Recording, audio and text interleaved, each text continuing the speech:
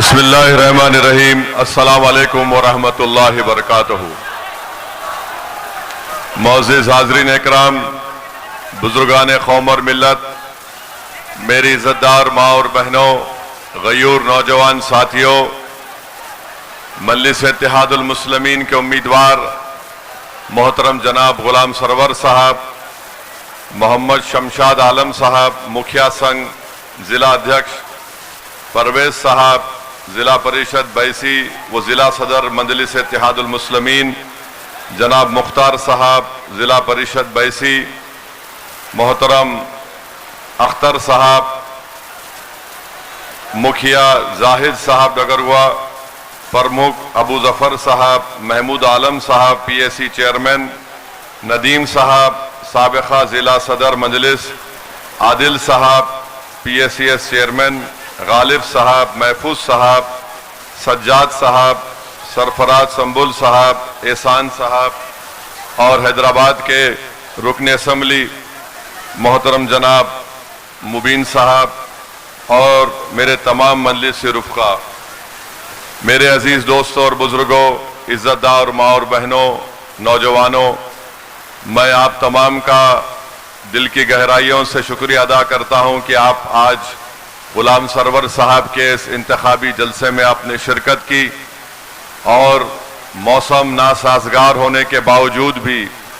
और जिस मुकाम पर ये जलसा हो रहा है और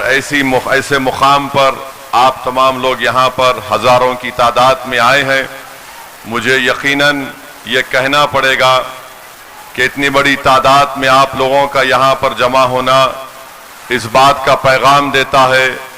कि इंशाअल्लाह ताला अब की बार भी इंशाअल्लाह बैसी से मजलिस इत्तेहादुल मुस्लिमीन का पतंग छाप का उम्मीदवार कामयाब होगा और विधायक बनेगा। और हम ये आपको बताने आए हैं, आपका शुक्रिया भी अदा करने आए हैं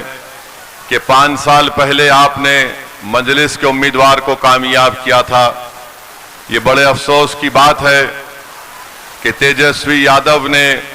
मजलिस के 4 विधायक को खरीद लिया, उनको हमसे तोड़ लिया और मुझे बड़ी तकलीफ के साथ कहना पड़ता है कि रुकनुद्दीन साहब ने हमको छोड़कर बैसी की आवाम के जज्बात को चिकनाचूर करके वो तेजस्वी यादव के पास चले गए। मैं रुकनुद्दीन साहब को कहना चाहूँगा कि मेरा दिल आपके लिए साफ है, मगर बताओ आपको क्या हासिल हुआ। जो आज जनता में कहता है तेजस्वी कि उम्र का कच्चा हूं मगर जबान का पक्का हूं, रुकनुद्दीन वो तुम्हारे सामने एक झूठा बना और तुमको इस्तेमाल करके कहीं का नहीं रखा। रुकनुद्दीन साहब आप जान लो इस बात को कि तेजस्वी को दुश्मनी आपसे भी नहीं है, तेजस्वी और मोदी नीतीश कुमार को दुश्मनी सीमांचल की जनता से है और वो ये नहीं चाहते कि बैसी की आवाम यहां पर अपने वोट से अपने पसंद की एक लीडरशिप और क़यादत को बनाए।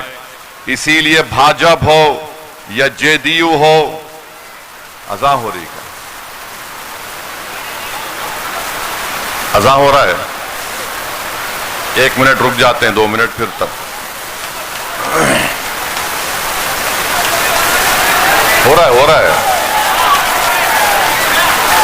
हमारे कान में आ रहा है आवाज यार।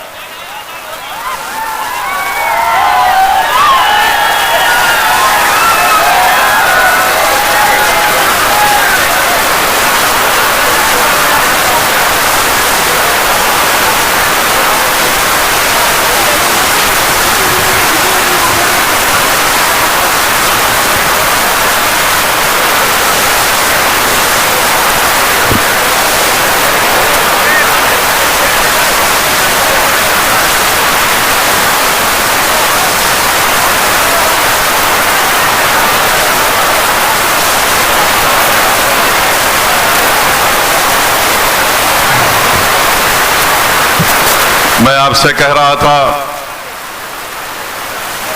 कि राजद हो